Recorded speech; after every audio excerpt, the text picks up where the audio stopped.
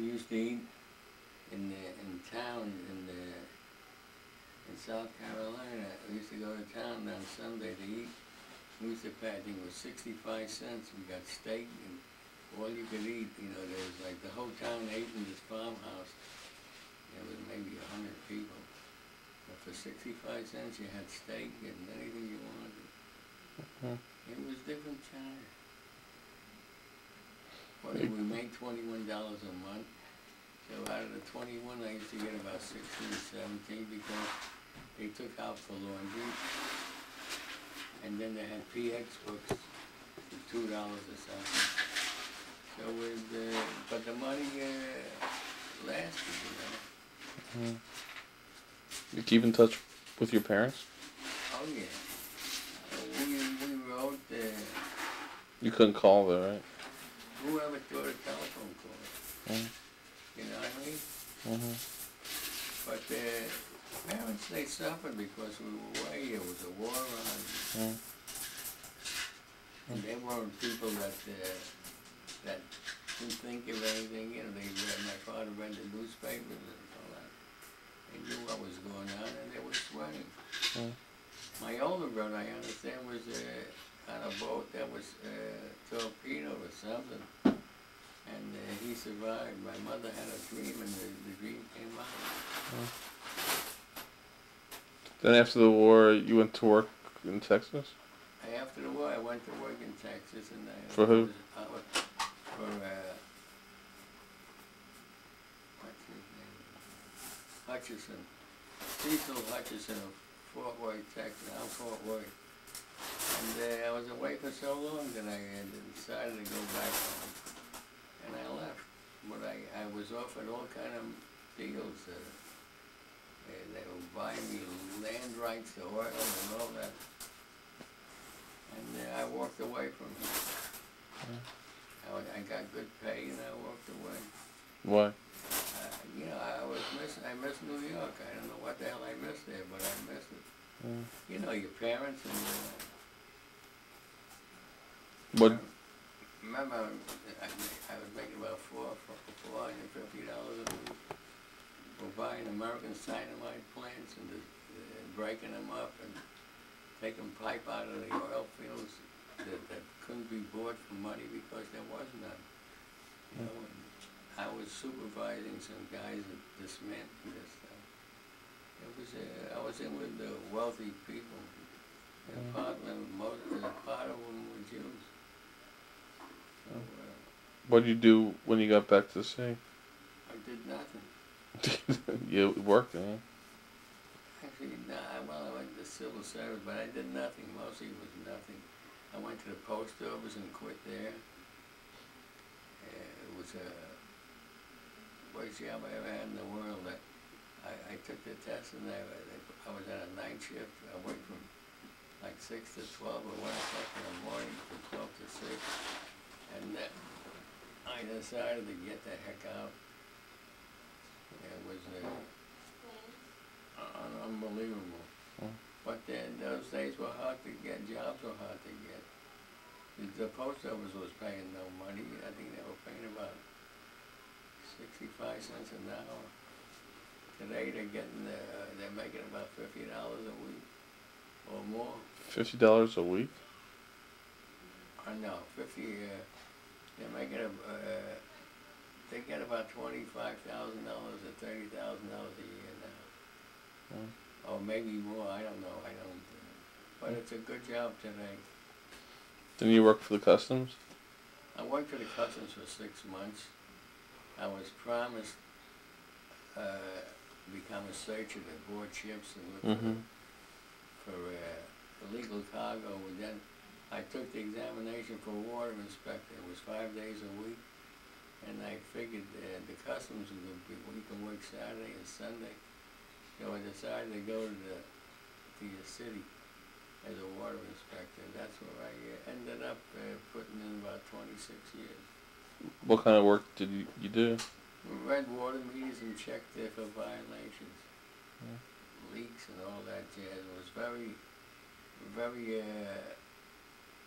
should I say,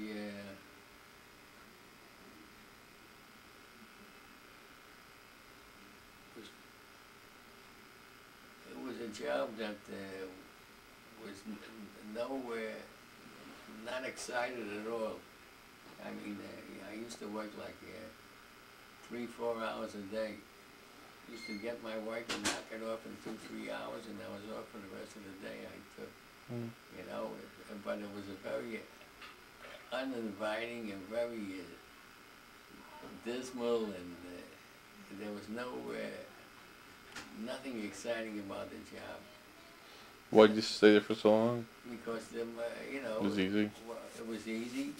It was 2-3 hours a day, and where can you get a job like that? What do you do with your free time? I come home. I used to hang around the city in the Beckles? By Beckles and antique joint, and I come home. I was on that way home 1 o'clock, 2 o'clock. Yeah. Go ask Grandma and Sandy to get you some food.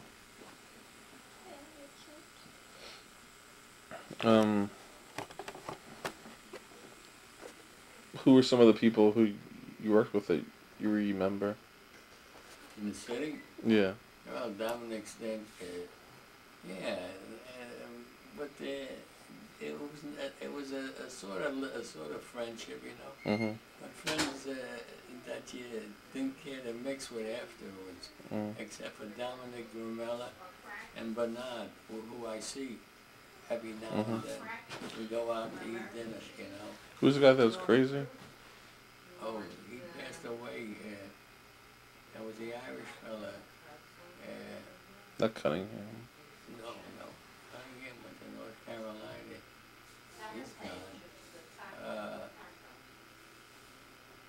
Oh, shit, what was his name? He was a pain in the goddamn ass. He wasn't a bad guy, but he was crazy as all hell. Ma! What was the name of the Irish guy that used to work with Daddy who was kind of crazy?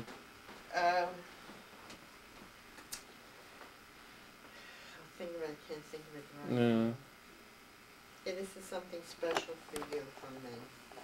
It's not a toy, it's nice jewelry. So you put it in your jewelry box. Show Daddy and Mommy. That's for you. That's sterling. It's Mexican. Show Beautiful. Daddy. Thank you. But remember, it's not a toy, and I don't want Robbie to get it. Fitzgerald, no. No, Fitzgerald, there was a Fitzgerald. I think his He name. lived out the island. Yeah, I know. Some was in real estate or something. No, he was antique furniture and building. No, it was real estate, wasn't it? No, that's Folan. Oh, then who are you talking about? Oh yeah, Folan's a real sweet guy. Yeah, but who's the guy you're The thinking? guy who's kind of crazy. He Irish got guy, what lung used to cancer. take me home. Yeah, he used to curse everybody, you know. He was upset, the whole system drove him crazy. He drove his kids crazy, he drove everybody. I can't. He There's worked something for- with a G? He worked for a Parliament No, cigarette. maybe we'll think about it another time. What do you remember of the food when you were a kid? I thought it's not a toy. Well, the food we got in the house was great, because we never, in other words, we never got food that, we got food that was with other people. One thing in my house, they bought the best of everything. Was meat, steaks, chicken. We had dairy once a week on a Thursday. Otherwise, it was always meat, fish, and the food was top. My grandmother, same thing, it was tops. And the bread and the hollies, and my mother used to bake and make gefilte fish. It was out of this world. I'll bring it in, you go sit. It was terrific. That's one thing we always had in the house, the best of food. There was never, ever any neglect of any kind of food. And like I said, when it comes to summertime, my father and mother used to take us up to the country for the summer. And in the country, they had these hotels and bungalows. The hotels had rooms. They used to rent them by the summer. Remember one guy's name was Pharaoh. And Jan Pierce's family was there, and we were all in the same mix. It was everybody had their own kitchen, stove, and it was decent, compared to other people that went nowhere. You remember Jackie Mason running back? I used to call his father to the telephone, and they were poor as a church mouse. They didn't even have a kitchen set to sit on. He used to sit on fruit boxes, and the mother was always pregnant. And the father had no synagogue. He was a rabbi who had no synagogue. He was sort of the handsome-looking guy, but he must have been in his 40s, and he was sort of sloppy and whatnot. And the rumor was that the priest in St. Mary's Church used to give him some money to live on, And, Why do you which Hebrew school did you go to? I went to Hebrew school on Henry Street. It started as a university at one time. It was a brownstone building. And then they made it was next to the Manhattan Bridge on Henry Street. And then the Hebrew school took over. And that's where I went to Hebrew school and I got bar mitzvah there. So it was most of the buildings, not most of some, a great half of them on Henry Street were synagogues and brownstone buildings. What do you remember about school itself? School itself, I wasn't a kid that was studious. I never studied in my life. Why? And just there was no supervision, I guess, as far as I know. But my parents always, and my father especially, always wanted me to learn a trade. Like what? Electrician, a plumber, whatever. I remember I took a test for a musical instrument there up at must have went up at 120th Street, Columbia University. They told me to take up, become a pianist or something. Who had a piano? Where am I going to get the instruction? And so when I studied, I didn't do bad on examination, but I never studied in my life. I remember when I graduated public school, I didn't even go to the graduation. Why? And the teacher, Mrs. Connolly, said to me, Anybody want anything to drink or anything? Peter? No thanks. Mrs. Connolly, what can I have for supper? Supper? Chinese food. Yeah. Eat it. Eat it. Ma? I'll wait later. I'll take a can of that stuff. Ma? 1 second. One. He'll take a shake. A shake, what do you want? I'll take a little water, man. Just plain one? Thanks. So she asked me, how come you didn't come and graduate? I didn't even tell my parents about the graduation. They didn't know. So I came up with the idea. I said, I didn't have a suit. So she says to me, why don't you tell me I would have bought you a suit? That's what kind of teachers you had those things. Have you hit by a teacher? Yeah, I never got hit, but they used to, with a stick, there was a teacher by J.B. Gordon. Ralph him. He was known throughout the school. You didn't give him Paxil, didn't you? Not yet. No. I'll give it to him. With a multivitamin. Thank you, Molly. You could sit in here too. His name was J.B. Gordon, so during the periods when you walk in the hallway, if you shuffled your foot, you used to rap you with a stick. But that's about all. Yeah, one time his sister was McCann, and I sat at a table in front of the room during one period when they put us in because they had no room any other places. Some guy was trying to the pebbles of the plant around the table. Mm. And she called us in, and who was sitting there, and then she pulled our hand up. Mm.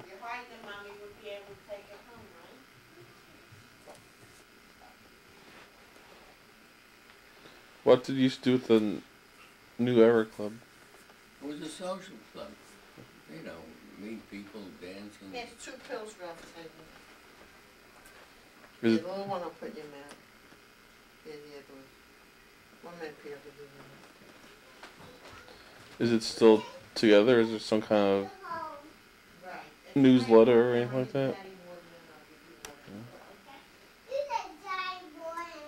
Got cemetery benefits. You need to To get this day. watermelon with mommy? I can stand So now. you won't get any, I mean, it's not still together. Huh? It's not still together. Yeah, it fell apart about, it was started in 1900 by a guy by the name of Stalin, who was influential with President Theodore Roosevelt. Okay, I'll be right with you. Thanks.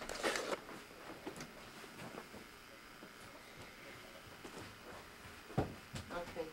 How much do you want? And then it was started by some guys. They became, some of the guys became very wealthy. One guy built the 8th Avenue subway. Mm. And Louis Posner was an international lawyer. He was a guy that was very, he didn't know what to do for me. He said, if you need any money, come to me. You live in the hotel for you. If you need anything, you come to me.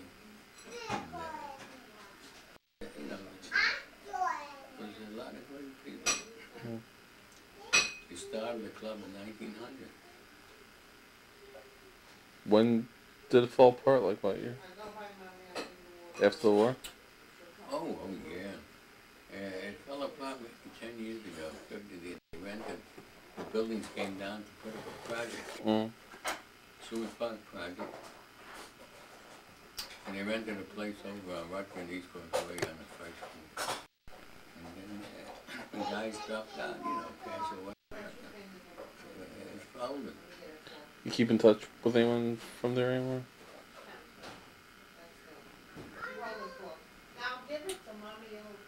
Yes, sure, not too many because most of those guys now, most of those guys that, you know, that used to smoke cigarettes. And, I got to change tapes.